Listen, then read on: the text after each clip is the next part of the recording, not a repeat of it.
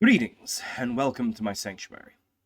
In honor of this, the spookiest of seasons, I have decided that today's topic will be death in various TTRPGs. Specifically, we are talking about player character death, as opposed to the deaths of monsters, villains, or NPCs. Death, like every mechanic a game system can have, will have a clear and obvious effect on the story that your system allows you to tell. If we cast our gaze back to the early days of the hobby, in early D&D, you would roll your hit die to determine your hit points at level 1. Speaking of, I want to do another video in the future, what is a hit point, and talk about the history of that mechanic, but that's for another day. Leave a comment if you want to see that video. So you would roll a d4, a d6, a d8, depending on your class, and whatever number came up, even if it was a 1, that's how many HP you had. And it was death at 0 HP. Not KO'd, not on death saving throws, no dying condition, not mortally wounded, just dead. But even common low-level monsters, like a goblin, could do a d6 of damage on a successful hit. You can see fighting is dangerous at low levels. I do think that there are some implications in some of the old books that a GM could allow a party that has been TPK'd to survive as prisoners. So really, 0 HP in that case just means you're at the mercy of the one who defeated you. As the reverse of that same rule that allows PCs to take prisoners, which exists in at least OSE, I know. It's funny to me that such ruling might be so old, because I think of something like that, the one who wins the conflict gets to narrate your defeat, as being a much more modern narrative mechanic, like in Fate. But I digress. If we compare death at 0 HP to what we have in, say, Pathfinder 2nd Edition, where HP is no longer random, instead you have effectively a maximized hit die, not just at level 1, but at all levels. And that theoretical hit die is larger than you would have had in original D&D. A Pathfinder 2e wizard has 6 HP plus their Constitution modifier per level, compared to a roll on a D4 plus your Con modifier in something like OSE.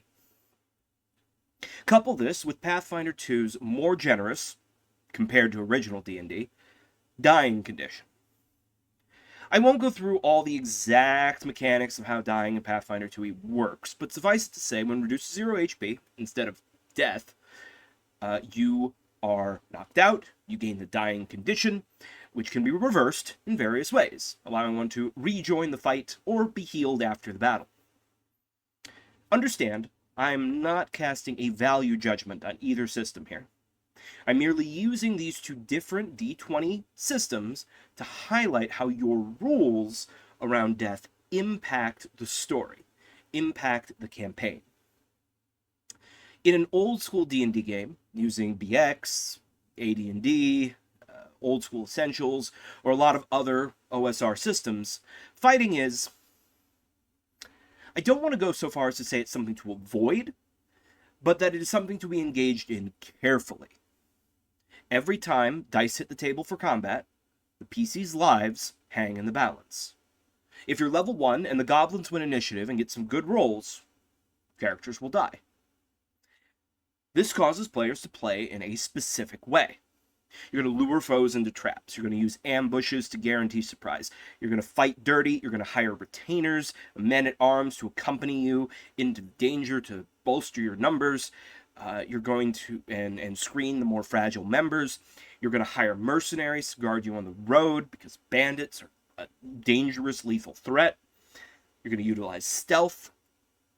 This ease of death, coupled with other mechanics such as XP for gold being much bigger reward than XP for killing monsters, incentivizes the desired playstyle. PCs will sneak, trick, negotiate, strategize, bargain, to acquire the treasure that they want without ever getting into a fair fight if they can help it. Compare this to Pathfinder 2e, which is a much more of a tactical miniatures game. The rules for combat in PF2E comprise a huge word count compared to OSE. Characters, as we've discussed, are generally sturdier, but they also have a lot more combat-focused abilities. Class feats, skill feats, some of which add combat uses to non-combat skills, and an endless number of spells and other character options that, for the most part, are defined in how they impact combat. A party of 4 first-level Old School Essentials characters is going to be really wary of fighting an equal number of goblins. But for that same party, built as Pathfinder 2e characters, 4 Goblin Warriors is rated as a moderate encounter for 4 first-level PCs, which according to the rules mean they should expect to use some resources and rests afterwards before facing greater challenges. But the chances of them actually suffering a death, while not impossible, especially at low levels, is very unlikely. It would require very bad luck, very poor tactics, or some environmental condition that PCs were ill-equipped to counter, such as the goblins being in the trees and the whole party not having ranged options. In Pathfinder 2, the default assumption is that combat is a major part of the game. It's the main way you gain XP and level up, and so much of the rules account for it. Characters are generally unlikely to actually die, even if a lucky hit takes them out in a more averagely difficult combat. And the combat is fun. There are choices you have to make in the round-to-round combat. You control the battlefield, you worry about positioning, getting flanking, grappling, intimidating your enemies, stacking debuffs, buffing your allies. A fight takes a lot longer to play out, but you're playing a tactical miniatures game. And it can be a lot of fun. If you like tactical miniatures games, you'll probably love Pathfinder. And I don't mean to say that death of a PC can't happen in Pathfinder 2e, far from it. The doomed condition makes it much more deadly than the other game, preventing the 1 HP pickup from being as viable a tactic. And when I ran a campaign in Pathfinder, which went from 1 to, they were almost 6th level by the end, I think. They may have technically leveled to 6 at the end. We did have one PC die in what was basically a boss fight with a powerful devil, levels higher than the party, that the villain summoned and sent after them as like an assassin. But these two different designs create very different games. You could imagine the same scenario in Old School Essentials and Pathfinder 2e. Something cliche like a tribe of goblins has taken over the old mine and are attacking caravans, stealing their valuables. Even if we grant that this is a lawful OSE party that wants to stop the attacks and not just steal all the stolen goods for themselves, their approach is going to be a lot more cautious. The last thing they're going to do is just charge into the mine. And if they do, that will be the last thing that they do. But what do you think the Pathfinder party is going to do? They're going to get in a fight. Sure, if they're smart, they'll try and get surprise, and they'll be careful not to get overwhelmed by too many at once. But they're probably going to go straight there and assume that the GM has prepared a series of balanced encounters for them to fight their way through, culminating in a boss fight with the Goblin leader. And they're going to have very little fear of death, except maybe a little bit in that boss encounter. As long as they use their spells and resources wisely, they'll believe they'll be fine. Okay, we've had our fun. We can drop the spooky lighting. But these two examples are only a couple of the myriad ways that TTRPGs handle death.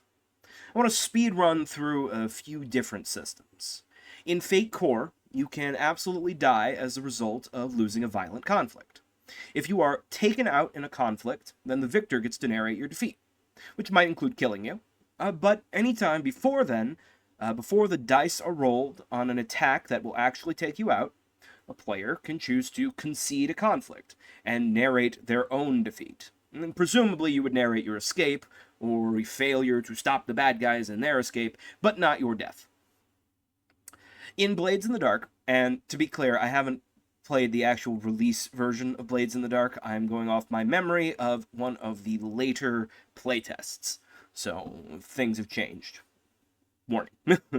In Blades in the Dark, when you suffer harm and you have no more slots to absorb a condition, then you suffer some sort of permanent consequence.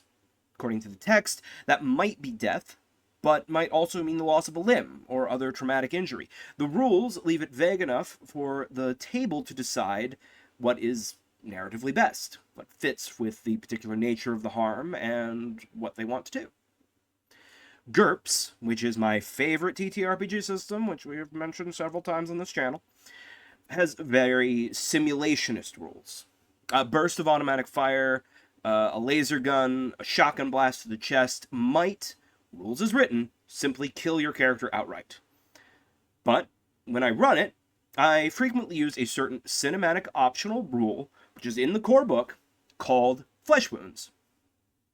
When an attack damages a player, they may choose to spend an unspent character point, the same resource that they use for advancing their character, improving their skills and attributes, to reduce the damage from any attack to exactly 1 point of injury, as the attack miraculously only grazes them. The example I use in when I'm explaining this mechanic to players is in Return of the Jedi. Princess Leia gets shot in the shoulder by a stormtrooper. We've seen shots from stormtroopers kill rebel soldiers all the time, but Leia gets shot in the shoulder. She's fine. She goes, falls down, but she's fine. That's, if we imagine Star Wars as a GURPS campaign, that's her player character spending a character point on a flesh wound, reducing a lethal strike to 1 point of damage. I encourage my players to bank a certain amount of unspent points for this rule, but it puts the safety of their character in their hands. If you choose to leave 10 of your character points unspent, well, you're going to be very safe.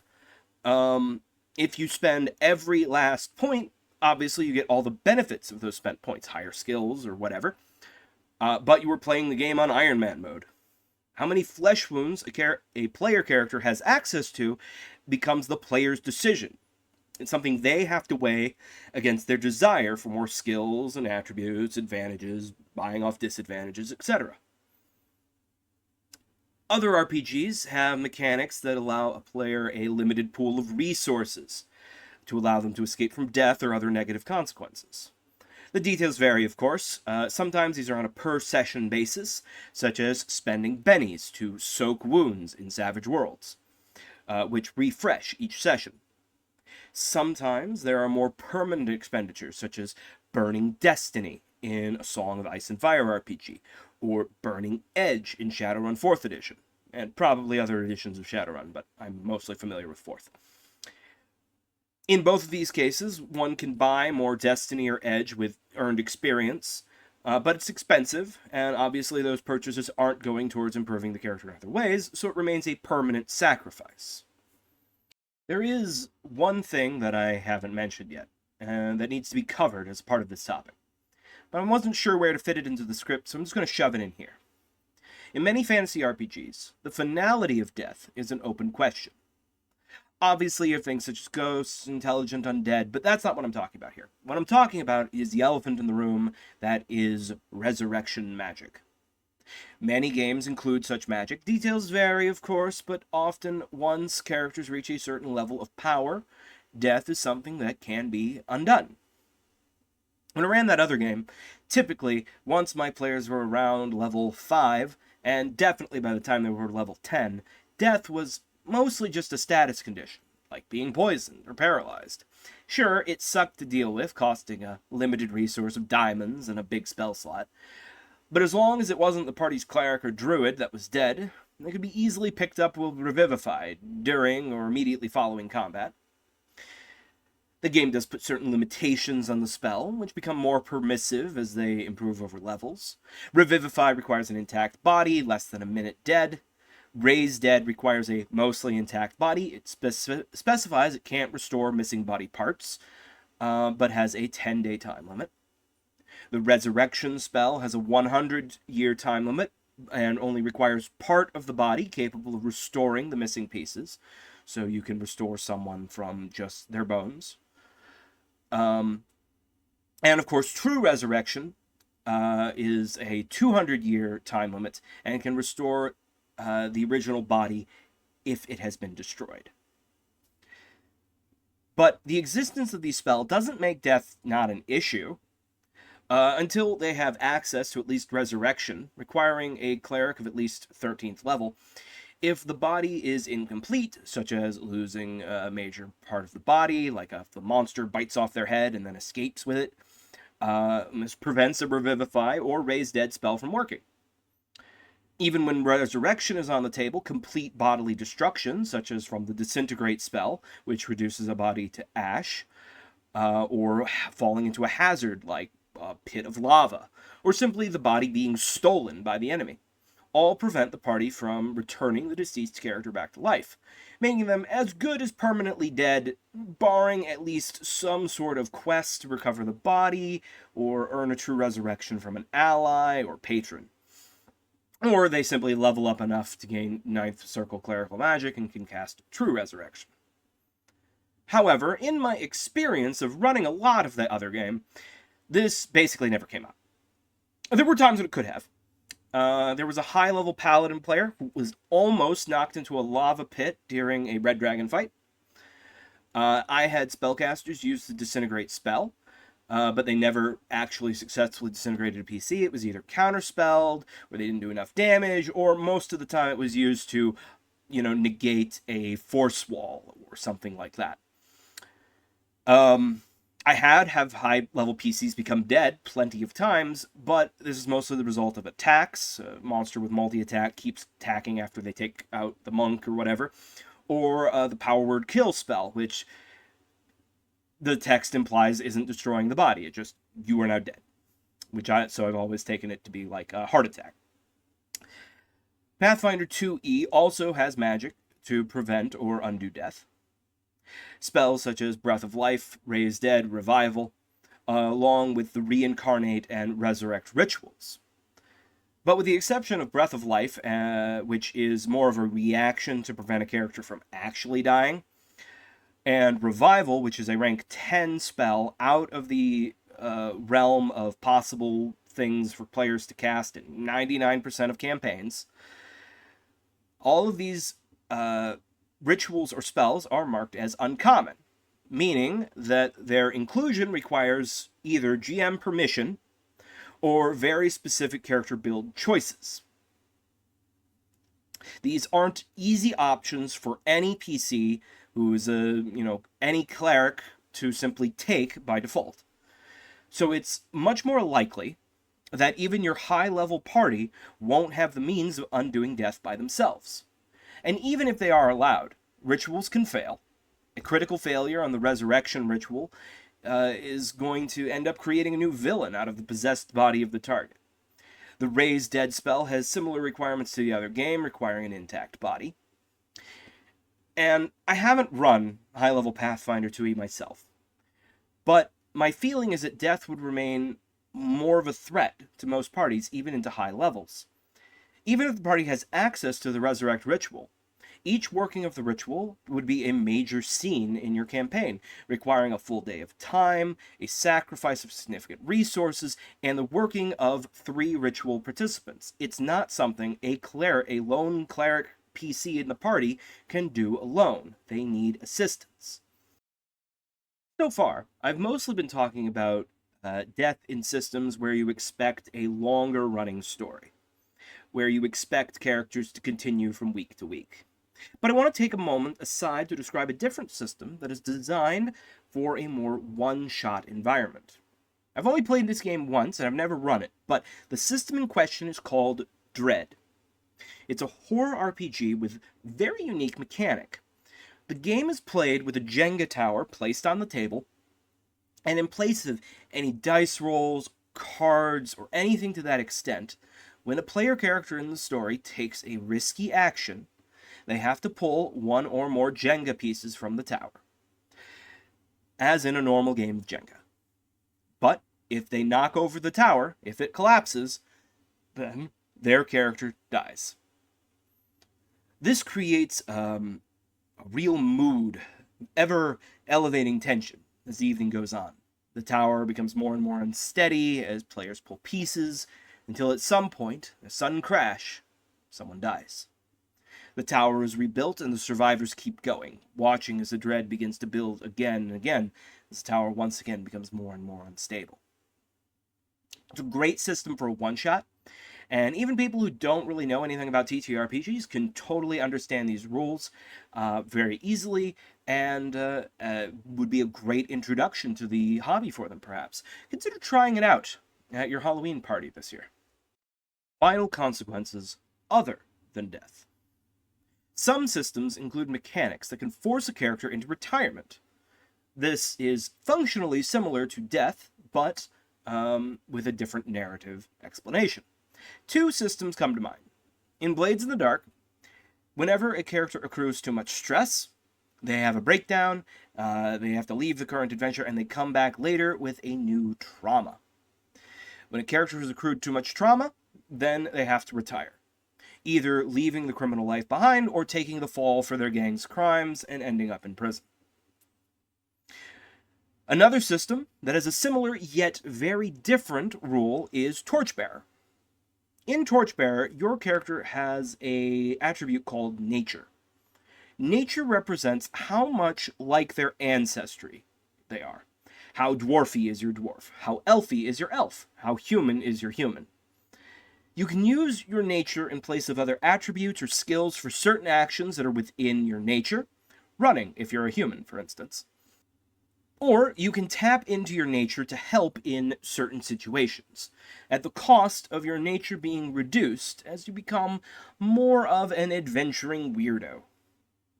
I won't explain the full mechanisms here, but suffice to say your nature can go up or down during the course of play. If your character's nature ever goes too high or too low, it can mean the end of them as an adventurer. If your nature is ever 7 at the end of an adventure, then they have become too attached to a settled life. Your dwarf wants to return to the mountain home. Your elf wants to sail into the west. Your human just wants to settle down on a farm and have 6 to 8 kids. The character must retire. If their nature is ever depleted to 0, on the other hand, to quote the book, your character goes a little crazy, starts to see the world differently, and doesn't want to be an adventurer anymore. At the end of this adventure, your character retires. Effectively, the same outcome. They retire from the adventuring life, but of course, the flavor here is different. Perhaps your wizard has become a recluse, as your human wizard, your nature's hit 0. Maybe he's going to go off and build a dungeon of his own in the wilderness, and has broken ties with all of his companions, or whatever comes to mind. You'd have to work it out with your DM and find out what story fits best for that character. But regardless, they would have to retire from being an adventurer. Not all systems even have death as a possibility for characters within the mechanics. Of course, the table can typically decide to rule in favor of heroic sacrifice even in these systems, but these systems I'm going to talk about next don't have any mechanical means by which a PC can simply die as a result of the dice rolls. The first one that comes to mind is Empyleon, which is a Powered by the Apocalypse engine game for playing young dragons who grow up over the course of the campaign. My elevator pitch for this game system would be, My Little Dragon's Friendship is Magic. It's a really cute system. I've run one game of it, and I would really like to run it again sometime. If you want to play it, hit me up on Start Playing, and if we can find a few players, I'll make it happen. In that game, though, there are no rules for harm, no hit points, no consequence slots. The Game Master might apply a minor injury as a move after a failed roll. You pulled your wing muscle, you can't fly right now, not until you rest. But the closest thing to a mechanic for harm is having to mark a shadow. Each character has 4 shadow tracks: anger, doubt, shame, and fear. When that box is marked, it can be done in any order, the character must act out that emotion. Lashing out in anger, running away when fear is marked, and when all 4 are marked on one character, they become their shadow self. acting as a selfish and self-destructive manner until a friend convinces you otherwise. For example, let's look at the warrior. The warrior's shadow self has the following description. You are unstoppable, a hurricane whose might will single-handedly shatter the darkness. Dragonia must be protected, and no one is strong enough to help you. Make sure your clutch knows that you are the only one who can save Dragonia. You are the warrior. Return from your shadow self when a friend convinces you to ask your clutch for help. Clutch refers to the group of player characters. You're all meant to be from, like, the same nest. The details vary from character to character. Every playbook has their own shadow self, but they all have a similar vibe, acting out that archetype's worst impulses until someone convinces them to trust their friends again. Another system that does something similar is Masks, which is another PBTA system about playing teenage superheroes. Think the Teen Titans or Young Justice. Masks similarly has you taking conditions and shifting your labels, your stats, as a result of the moves taken and the rolls made. But the worst possible result of taking a powerful blow is being removed from the situation, which might be being knocked out or forced to flee, but death is not listed as an example. And even that result of being removed from the situation is a choice the player makes when they take a massive blow. They could instead choose to have their powers go out of control or other results from the table. This works in the game because, again, we aren't typically worried about Robin in the Teen Titans dying when he fights the villain of the week. But when Robin becomes angry and lashes out at the team when he messes up, well, that's drama. That's what we're there for. So what is my point with all of this, with all these examples? Well, sometimes you see a debate online, does an RPG need to have death as a possible consequence? And I feel this is a stupid argument. Death mechanics, like any mechanic in a TTRPG, shapes the story that the system helps you tell. If you have a system like OG D&D where death is easy and characters can be quickly replaced, then that develops a certain playstyle. Masks isn't attempting to tell that kind of story, and its mechanics reflect that. And Pathfinder 2 wants to make fighting fun.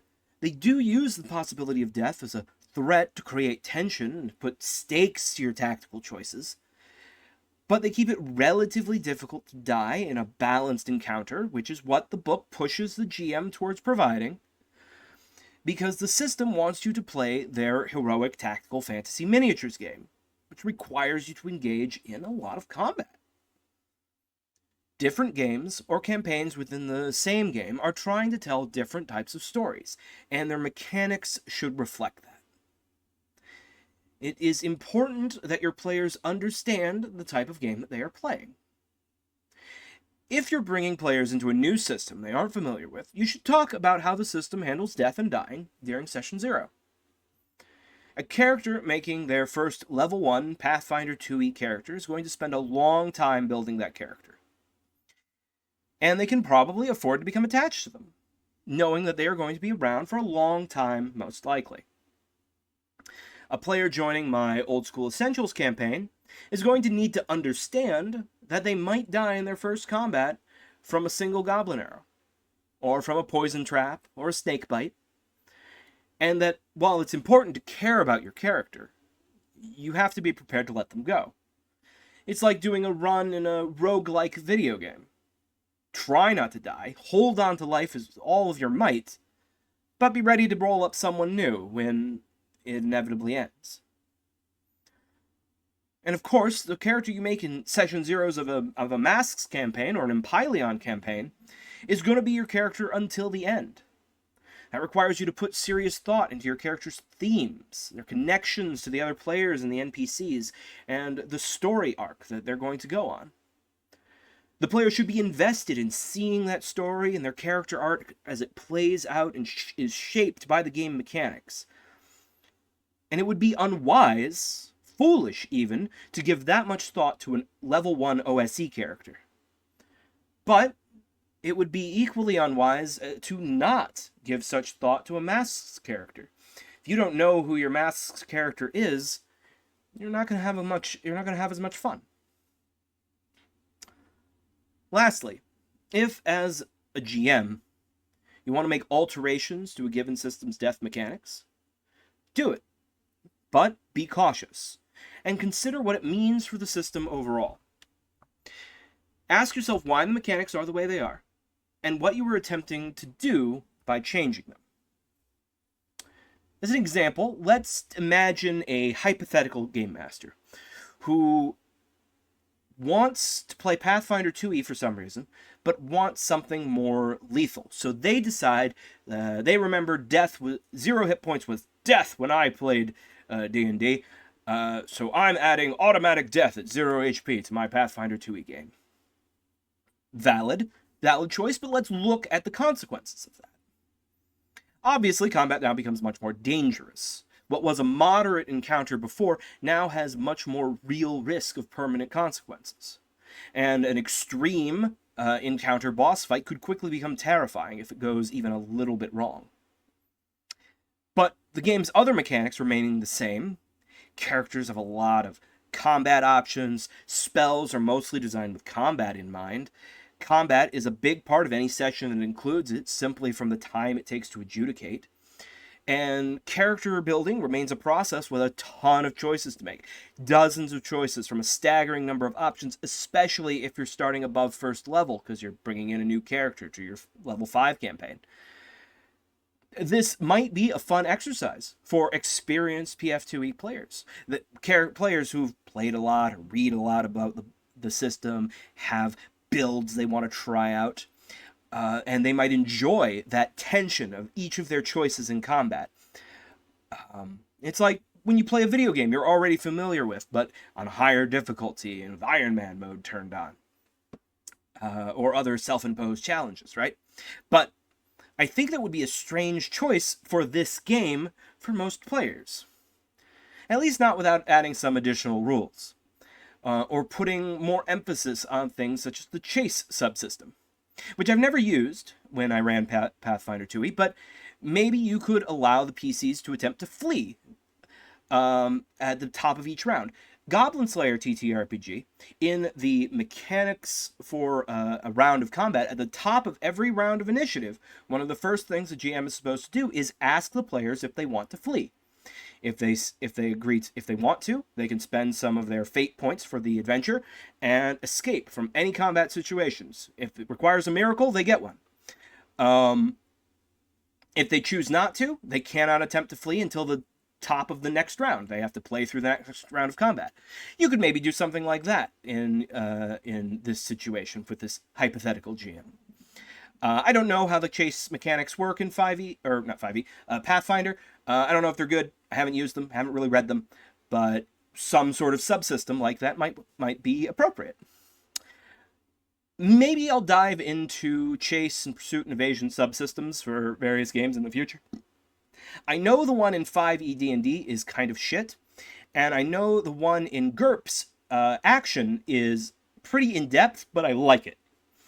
So that might be a good point of compare and contrast. I don't know. Leave a comment if you want to see a video about chases and TTRPGs. Ultimately, my point here is that consequences, up to and including death, shape the narrative for your TTRPG. Mechanics matter, system matters. This is self-evident. That is the purpose of this channel, to express the importance of system matters and get people to play more systems. When you start a new campaign and a new system, familiarize yourself and your players with the rules around death and dying. Make sure everyone understands the risks of combat, and they come at it with the correct mindset. In this campaign, is combat scary and likely to result in death if not prepared for correctly? Is combat meant to be fun and tactical, with some element of risk, especially in significant boss encounters? Is combat only meant to push the narrative forward without the real risk of deaths, like in something like Masks? Is it somewhere in between somehow? What options, if any, for reversing death exists? Is death the end for a character, or is it more of a status condition? Make sure your players understand what the system is doing, and the type of stories you are setting out to tell in this campaign. This way they come in with the correct mindset. A player that is playing Old School Essentials, but thinks they are playing Pathfinder 2, is going to be in for a very unwelcome surprise, and might, wrongly but understandably, declare the game is unfair. These things should be worked out in Session 0. And lastly, if your system is one that has character death on the table in any real capacity, you should have a plan what to do with when that happens, and ideally talk about that plan in Session 0. If you're playing something very lethal, you might have actual backup characters already made, ready to slot in a moment's notice. Or you might consider a more troop play style, where each player has a roster of characters that they can pick from any particular adventure. Maybe pull them in when someone dies. I've never done that, but I really want to try that sometime. If a PC dies in the middle of an adventure, will a new character miraculously be found in the next room as soon as they finish rolling them up? Or will the player have to wait until the party returns to a safe haven? Will they be able to immediately take over running a retainer of the party, make them into a full PC right at that moment, if the party has any? What if the party doesn't have any? Think about these questions. Here's an example. For me, in an OSC game that I'm going to be starting in a couple of weeks, if you're watching this video when it is new, you can still join this campaign on my Start Playing page, link in the description. I'm planning on having each player roll up 2 characters during Session 0 to play simultaneously. I might not do this if we end up with a big group, but right now it looks like it's going to be a small game. If one of them dies an inglorious death in their first session, they'll still have their second one right there ready to go. The PCs will be shipwrecked here on the Hot Springs Island, and there will be other sailors from their ship to be found. There'll be replacement PCs back at the shipwrecked camp whenever they return, or by chance in the jungle a scene or two after a player character has run out of PCs and finished rolling up some replacements. This might change as the campaign goes on, but that's the situation for the start. And that's what I'm going to talk to my players about during our Session 0 in a couple of weeks, where I hope to see you play. Lastly, thank you all for watching. Please like the video and subscribe for more. If you're interested in playing games with me, check out my links in the description. If you're watching this when it is released, I am starting a Worlds Without Number campaign this Friday. And an Old School Essentials game 2 weeks from this Saturday. Check the links below. Both of them still have empty seats at the time of recording. In the comments, please give me a story where a player character died in one of your campaigns, either as a player or a GM, something memorable or something hilarious. Love to hear your stories. Have a good day. And have a happy Halloween.